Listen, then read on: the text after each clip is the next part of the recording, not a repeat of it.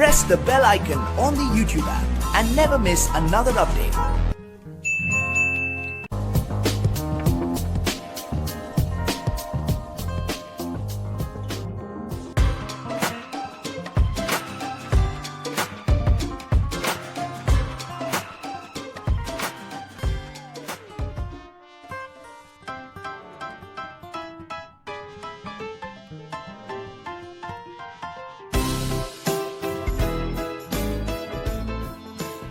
National identification number how to get from SMS। अब तपाईँले एसएमएसबाटै राष्ट्रिय परिचय पत्रको नम्बर कसरी पाउने? नमस्ते, स्वागत छ युट्युब च्यानलमा। फर्स्ट टाइम युट्युबमा आउँदै हुनुहुन्छ भने च्यानललाई सब्सक्राइब गरी नजिकै रहेको नोटिफिकेसन बेललाई दबाउनुहोस्। भिडियोलाई एक लाइक, एक कमेन्ट र एक शेयर गर्नुहोस्। म कार्यक्रम सञ्चालक लाक्पा शेर्पाको साथमा यो भिडियोलाई हेरेर तपाईँले जान्न सक्नुहुनेछ तपाईँको पनि राष्ट्रिय परिचय पत्र नम्बर पाउनु भएको छैन भने तपाईँले एसएमएसबाटै राष्ट्रिय परिचय पत्र नम्बर पाउन सक्नुहुनेछ। कसरी? अगाडि बढौँ भिडियोमा।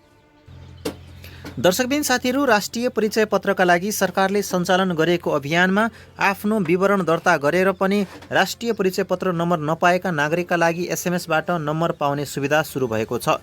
राष्ट्रिय परिचय पत्र तथा पञ्जीकरण विभागले हालै औपचारिक रूपमा यो सेवा सञ्चालनमा ल्याएको हो।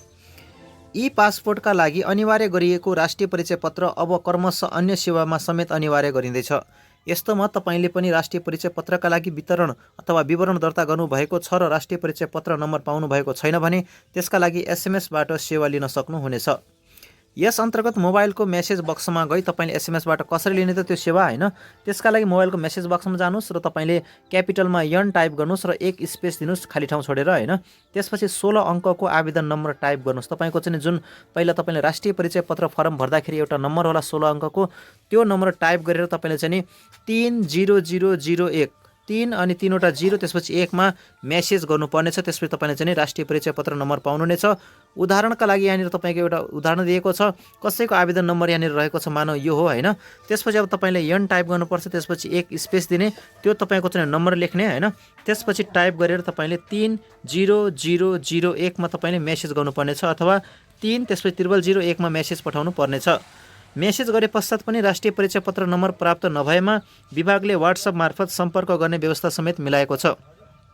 त्यसका लागि वाट्सएपमा गएर बागमती र गण्डकी प्रदेशका नागरिकले 9851 31 60 34 9851 31 60 34 मा तपाईँले फोन गर्न सक्नुहुनेछ राष्ट्रिय परिचय पत्रका लागि। र साथै लुम्बिनी, कर्णाली र सुदूरपश्चिम प्रदेशका लागि नागरिकले चाहिँ 9851 31 60 35 9851 31 60 35 मा तपाईँले फोन गरेर आफ्नो कन्फर्मेसन पेज, रसिद र मेसेजको रेस्पोन्सको स्क्रिनसट लिएर पठाउनु पर्नेछ।